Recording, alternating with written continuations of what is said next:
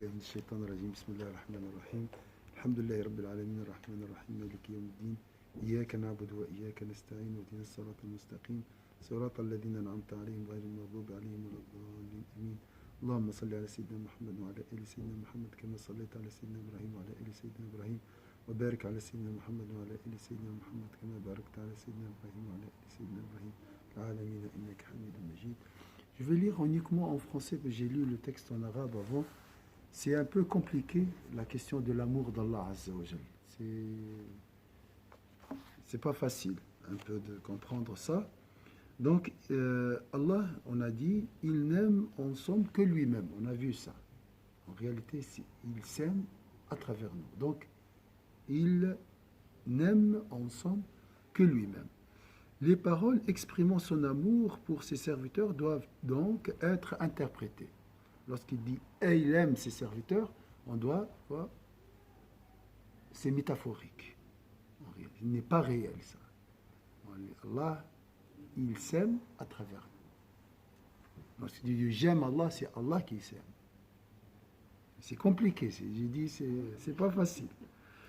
Elles sont l'expression du dévoilement du cœur du serviteur qui peut alors le voir en ce cœur et témoigner de sa proximité. Donc Allah supprime le voile et là le serviteur témoigne de sa proximité et de sa volonté prééternelle. Donc c'est lui qui lève le voile et il te permettra de l'aimer, de gagner sa proximité. Voilà. Donc c'est pour ça, c'est lui qui aime en réalité. L'amour qu'il voue à ceux qu'il aime est donc un amour éternel s'il est considéré sous le rapport du lien à cette volonté prééternelle ayant permis que ce serviteur suive la voie de la proximité. Donc là, c'est un amour éternel si nous considérons cette relation sous le rapport du lien de cette volonté prééternelle. Et là, il a voulu que tu aimes Allah Azza wa Jalla ou qu'il t'aime. Yuhibbu ma yuhibbuna. Ça, c'est en fait lui-même, il aime ses serviteurs et ces derniers, il l'aime. C'est une question qu'on a posée il y a quelques semaines. Et s'il est considéré sous le rapport de l'acte divin consistant à ôter le voile du cœur de son serviteur, alors il s'agit d'un amour accidentel procédant d'une cause seconde indiquant cet amour. Donc il y a deux aspects d'amour. Il y a l'amour éternel. Ça c'est Allah nous aime. Lorsqu'il il ôte le voile et le serviteur gagne la proximité d'Allah. Autre forme d'amour qu'on appelle, et ça c'est un amour éternel, l'autre il est accidentel. C'est le fruit de l'action. Alors il s'agit d'un amour accidentel procédant d'une cause seconde impliquant cet amour. Dieu dit en ce sens dans le hadith: mon serviteur ne cesse de se rapprocher de moi par des actes d'adoration volontaires jusqu'à ce que je l'aime. Donc là on voit l'action, mais l'action vient d'Allah. On a vu ça. Dans cette perspective, le rapprochement du serviteur de son Seigneur par l'adoration volontaire est la cause seconde, permettant que son être intérieur soit purifié et que le voile sur son cœur soit levé, puis qu'il accède à ce degré de proximité du Seigneur. Donc il y a l'amour prééternel, ça c'est l'amour d'Allah Azza wa Jal, et l'autre c'est le fruit de la proximité par les actes. Donc c'est l'amour d'Allah Azza wa Jal, Allah aime ses serviteurs, et l'autre c'est le fruit de l'effort, yani hub.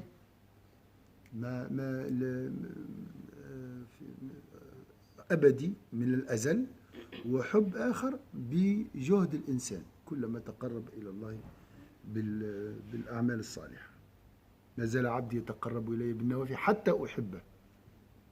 Et tout cela procède de l'action du Très-Haut et de sa grâce envers, par amour de Dieu. Mais par souci de clarté, j'illustrerai cela par l'exemple suivant. Il va un peu nous expliquer, mais je ne pense pas que l'exemple va nous aider beaucoup. Elle ne m'a pas aidé. C'est compliqué, vraiment.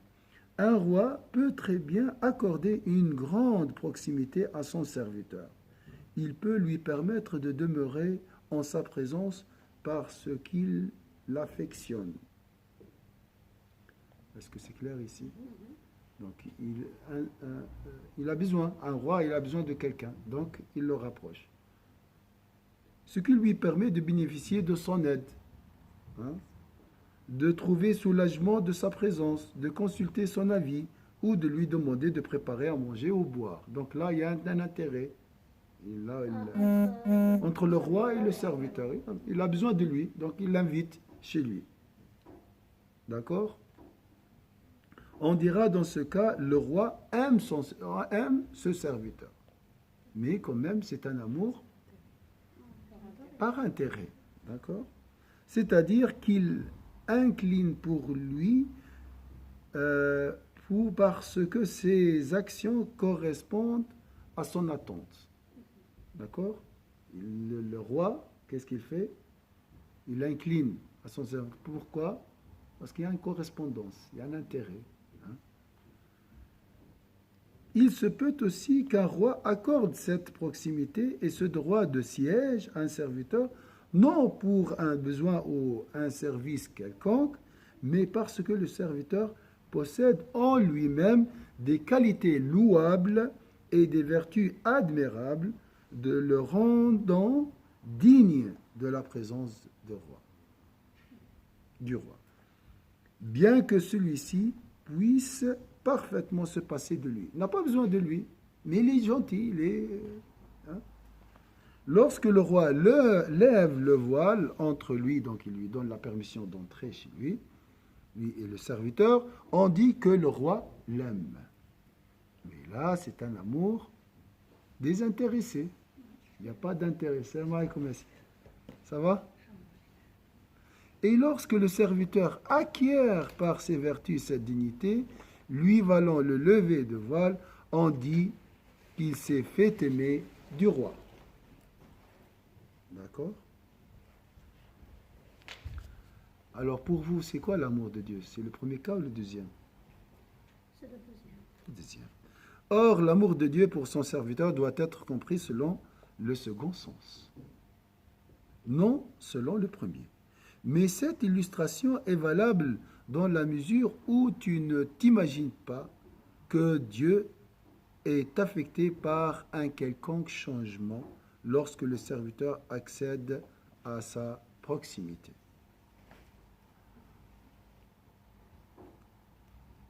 Est-ce que c'est clair cette partie? Donc il ne faut pas imaginer un déplacement, un changement. Hein? Allah aime son serviteur, il va vers lui. Ou bien il se déplace. On va voir ça à la suite. Peut-être qu'il n'a pas besoin de l'amour de l'autre. En fait, il l'aime juste comme ça. Comme oui. Car le bien-aimé du Très-Haut est celui qui se tient proche de lui. C'est lui qui se rapproche d'Allah Azza wa Jal. Et la proximité de Dieu consiste pour celui qui la réalise à adopter. Alors, c'est quoi? Comment aimer Dieu?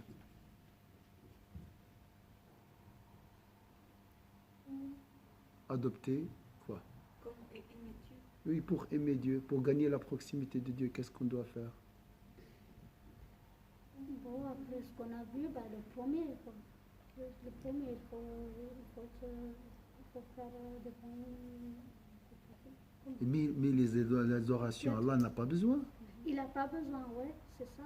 Quand lui, il nous aime, c'est sans intérêt.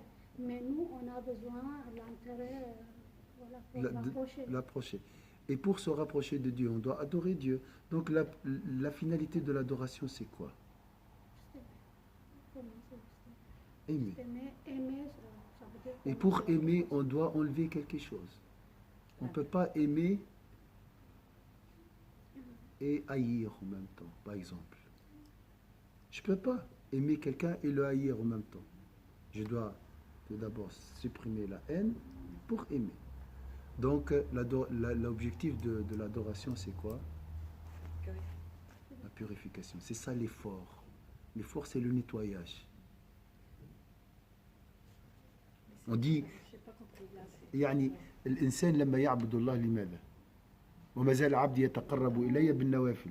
Les adorations volontaires qui nous rapprochent de Dieu. Mais le mécanisme là, si on veut comprendre plus, quel est l'effet des adorations? Purifie le cœur. Et si tu deviens un serviteur louable, tout ça, mérite la proximité, tu seras invité chez le roi. Il n'y a pas d'intérêt. Mais ça, à la fin, ça, tout est dépend de lui, même les actions. Mais là, on parle terre à terre. Hein, d'accord? Ici, tu fais l'effort, tu as fait l'arme. Beaucoup de travail. Après, Inch'Allah, la maison est propre. C'est vrai ou pas? C'est l'effort qui purifie le cœur. Donc là, ici, il a dit à adopter des traits de caractère éloignés de ceux des bêtes. Ba'ida an sifat al-baha'im. Les bêtes, c'est pas question. Les bêtes, on mange le mouton, on mange les veaux. C'est pas question. Ça veut dire quoi les bêtes ici? Il y a deux symboles ici à l'intérieur, deux animaux qui nous dérangent toujours. Le chien et le cochon. Hein, le chien, c'est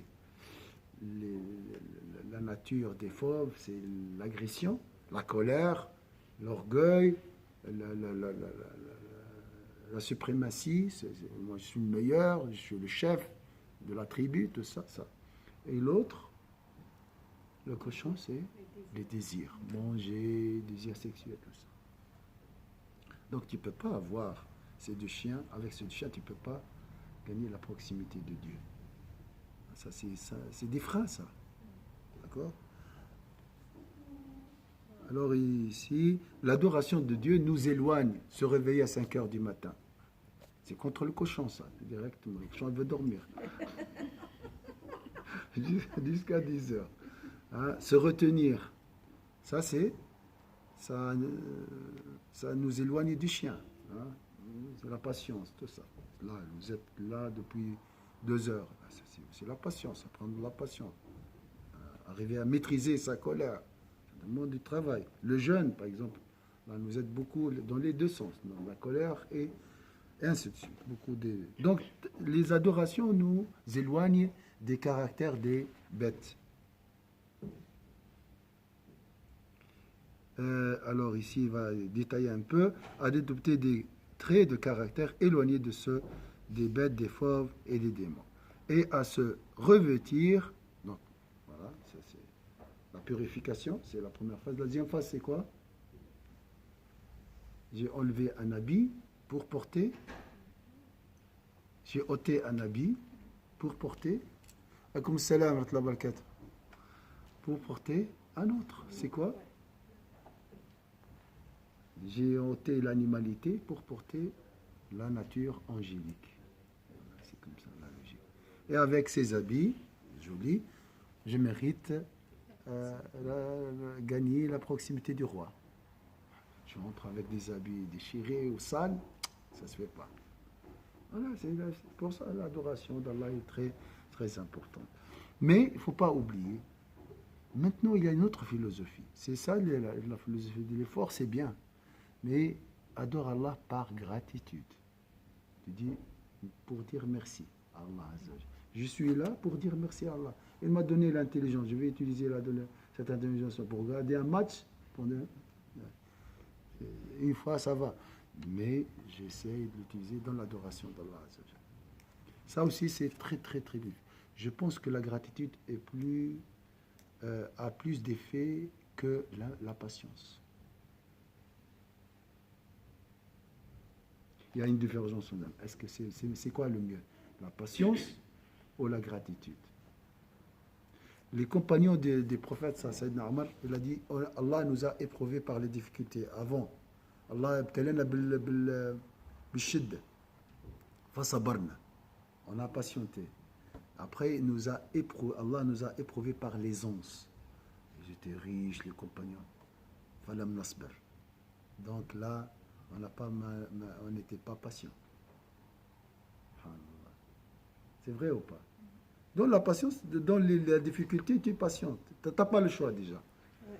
Mais lorsqu'il y a déjà, même la raison, tu dis, ah, tu es patiente, il n'y a pas d'autre chose. Mais lorsque vraiment tu es dans l'aisance, un dimanche, où tout va bien, tout ça. La dernière chose, c'est la doigt. On oublie. Alors, et qui a dit, alhamdoulilah, pour le bienfait de la vie aujourd'hui? Comme j'ai dit, je vous rappelle, moi aussi, le premier. Hein? Et toujours, si tu es perdu un peu, hein, si tu vraiment, tu sais pas, beaucoup de leçons, beaucoup de la mort. Là, tu vas faire le point. Si je meurs maintenant, je dois régler là les dossiers et tout. Tu dis, alhamdoulilah, pour les bienfaits d'Allah, je m'éloigne des désirs, tout ça. La mort, vraiment, c'est le meilleur imam, meilleure leçon, meilleure exhortation. Ahsan wa'ad huwa al-maut. Si tu te perds, voilà la référence, la mort. Et là, à partir de la mort, tu peux régler tout. Tu peux comprendre l'importance des choses aussi. C'est ça. Je pense à quelque chose qui absorbe mes pensées, tout ça. Je pense à la mort, c'est rien. Ça. Déjà, quand tu penses à ça, tu oublies tous tes soucis. Tu réalises que ces soucis, c'est des illusions. C'est pas réel. C'est le diable qui essaie d'augmenter, d'amplifier ces problèmes. Dis, ça, la catastrophe. Tu vas mourir, tu vas être jeté dans la prison, tu vas mourir, tu vas tomber malade, tu seras tout seul. C'est vrai. Il essaie de mettre une mise en scène pour t'égarer, alors que c'est pas réel. La mort te donne vraiment la réalité des choses, des faits. La mort. Et surtout, pas la mort, l'agonie. Oui, parce que c'est plus réel, l'agonie. La mort, on ne connaît pas. Mais on connaît l'agonie qui précède la mort. Là, tu veux aussi. Surtout si tu as assisté à la toilette rituelle ou bien. Et ça, il faut faire. De temps en temps, c'est bien. C'est très bénéfique, machallah. Et tu comprendras beaucoup de choses aussi. Visiter un malade aussi. Là, tu trouves la certitude aussi. Alors, aussi, en revenant maintenant à la... Donc, il faut cette purification de l'âme avant d'aller chez le roi. Avant de porter des jolis habits, il faut ôter les mauvais. Alors ici, l'imam, il a dit, il s'agit donc d'une proximité, et la proximité consiste, pour celui qui la réalise, à adopter des traits de caractère éloignés de ceux des bêtes, des fauves et des démons, et à se revêtir des nobles vertus divines. Voilà les habits de taqwa, les habits de la piété, c'est la générosité, l'amour, la patience, l'indulgence, tout ce qu'on a vu. Il s'agit donc d'une proximité. Comment vous qualifiez cette proximité? Elle est comment cette proximité? C'est évident, c'est pas trop, il ne faut pas trop réfléchir. Est-ce que c'est c'est par l'action et par les bons caractères. Si tu as un bon caractère, tu te rapproches davantage d'Allah Azza wa Jalla. Donc, c'est une proximité physique ou morale? Morale. C'est pas une proximité quantitative, c'est une proximité qualitative. Mais on la sent quand même physiquement. Comment physiquement? Je sais pas, on sent qu'on est proche d'Allah, je sais pas. Il y a des effets, peut-être? Oui, mais je sais pas, c'est un sentiment qu'on sent qu'on est proche d'Allah, d'apaisement, on peut dire ça comme ça. Oui, ça peut influencer le corps, oui, c'est vrai. Mais la vraie proximité, c'est avec le cœur. Oui. C'est pas avec le corps. Non. C'est pas question de distance. Non. Dans ce sens-là, d'accord? On est d'accord? Oui. Peut-être aussi, notre demande est exaucée à chaque fois. Quand on fait le doigt, tout, c'est bien, c'est rapide. Et ça aussi. Ça aussi, un signe, oui. Mais il n'y a pas de distance. Off, non, c'est Bien, on est d'accord. Il n'y a pas de distance. Hein. Parce qu'on parle de proximité. Les gens peuvent penser à ça. Oui, nous, on doit avancer, se rapprocher de Dieu. On va voir après ça. Cheikh, en fait, hier j'ai vu une fois que j'avais jamais fait le rapport entre akhlaq et le mot khalq. Oui, Il vient de la même. Il s'approche beaucoup. oui, c'est Akhlaq juste. et Oui. khalq. Donc, al-khaliq, il a créé. Donc, c'est quoi l'akhlaq? Il a dit beaucoup de fois, on parle comme akhlaq, moralité, et on pense à nous avec les gens. On parle de nous-mêmes envers les gens. Et alors que l'akhlaq, selon cette personne, disait, c'est être يعني مندمج مع الخلق يعني que tout ce qui te entoure, la nature, les gens, tout ce qui est khalq, toi tu es en accord avec. يعني tu déranges pas. Oui, c'est juste. C'est un petit peu cette. Ça vient de la création. Il y a une similitude entre le mot moralité dans la langue arabe, akhlaq, al-khuluq, wal-khalq. Il y a une similitude au niveau des mots. Et ça, c'est très, très significatif dans la langue arabe.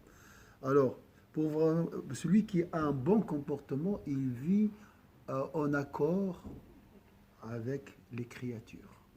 Créature et moralité, c'est lié dans la langue arabe. Et ça, tu vis en harmonie, d'accord, avec ton entourage, avec les créatures. Pas seulement les humains, hein, les plantes, les animaux et tout. Rahma lil alamin, le summum, c'est Sayyidina Muhammad sallallahu alayhi wa sallam. Rahma, c'est le centre de la moralité. D'accord. Donc tu vis en harmonie avec les créatures. Oui, c'est très beau. Par rapport à la proximité, tu n'as pas besoin d'aller nulle part. Non. Tu es déjà. Oui. Il faut juste que dans ta place, tu sois bien. Donc tu seras. Tu vois ce que je veux dire? Oui. Il faut, avec l'akhlaq, tu vas nulle part. Oui. Sinon, tu es dans ta place, mais c'est ça ta place. Oui. Allah, il est là déjà. Oui. Allah, il est plus proche de nous que notre veine jugulaire. Maintenant, après, comment, même si on parle de déplacement, il y a taqarrabu, il se rapproche ici, on va voir explication. Ce qui est impossible relativement à qui se trouvait loin, puis se... Attendez, voilà. Il s'agit donc d'une proximité qualitative, non d'une proximité dans l'espace. C'est évident. Qui se trouvait loin, puis se rapproche, change de condition. Qui se trouvait loin, puis se rapproche, change de condition. Vous êtes d'accord? يكون بعيد ويقرب فغير المكان. C'est un déplacement. Alors que ce n'est pas le cas avec Dieu. Ce qui pourrait laisser penser que lorsque le serviteur accède à la proximité, la disposition du serviteur autant que celle du Seigneur ont changé du fait qu'ils sont proches alors qu'ils ne l'étaient pas. Donc quand on parle de proximité de Dieu, on pense qu'il y a un mouvement de deux côtés, alors que ce n'est pas le cas. Inch'Allah, on va voir la suite la prochaine fois parce qu'il nous reste un sujet important qui est le Coran. Voilà.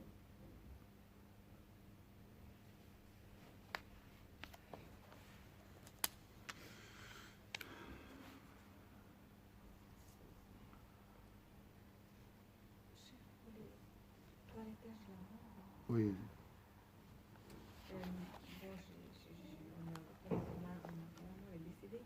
On m'a demandé de l'avoir, mais je ne pourrais pas. J'ai dit que je ne pourrais pas.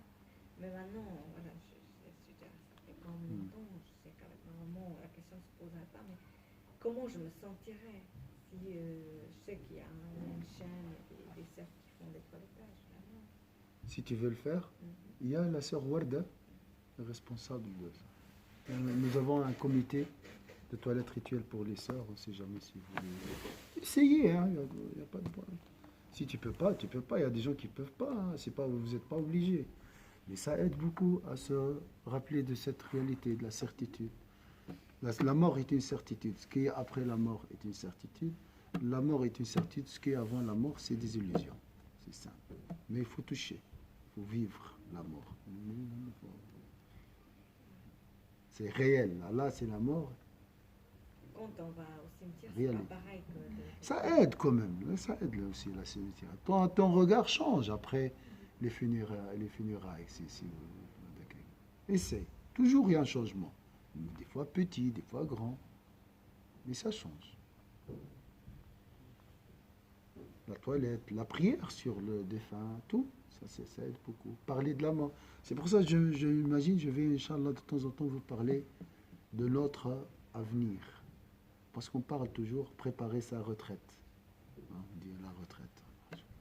Je cotise, je te mets à côté, troisième pilier, quatrième pilier, je ne sais pas combien. D'accord? Et la mort. Et surtout, pas la mort. Il y a une phase qu'on doit préparer, c'est l'agonie. Hier, il y avait une séquence vidéo très importante qui été peut-être même diffusée à Al Jazeera. Hein.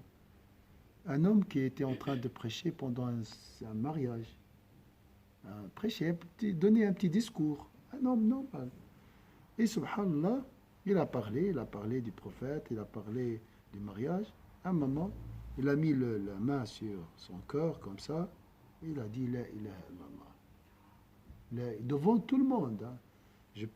Si ça ne vous dérange pas, je peux vous envoyer. Parce que c'est pas dur. C'est une belle mort.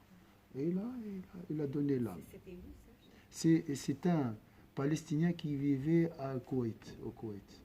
Qui prêchait. Oui, dans un, pas vraiment dans une mosquée, mais dans une, comme ça, en famille. Et voilà. Devant tout le monde, donc c'est Allah Azza wa Jalla Et qui il a. a fait le char, il a dit le char. Il dit la ilaha illallah, la ilaha illallah. Après, il y a une belle mort, ça. Donc, on veut parler de ce qui se passe pendant l'agonie, parce que ça, c'est notre avenir. On doit préparer l'agonie. On doit travailler l'agonie. On a parlé l'autre fois. Hein? Et Inch'Allah, on va voir peut-être la question. Il nous faut ce rappel. Inch'Allah, on va tous au paradis, Inch'Allah. Il faut garder espoir, avoir une bonne opinion, Inch'Allah, concernant Allah Azza wa Jalla. Lui qui a une bonne opinion entrera au paradis, Inch'Allah. Celui qui pense réellement que Dieu est pardonneur entrera au paradis. Sans bien sûr se laisser faire. Donc après, dire non, je fais n'importe quoi, de toute façon, là, il pardonne. Non, ça c'est. Là, il ne trouve pas la bonne issue. Non, jamais. Celui qui se rassure contre la ruse d'Allah, quand on parle comme ça, là c'est grave. Mais si tu fais des péchés en pleurant, comme on dit, je pleure, je fais le péché, mais mon cœur pleure, je ne suis pas bien, je fais le péché, je regrette, il n'y a pas de problème. Et tu crois en même temps que Dieu est pardonnant, Inch'Allah, là, tu le trouveras pardonnant. D'accord? Ça, c'est très important.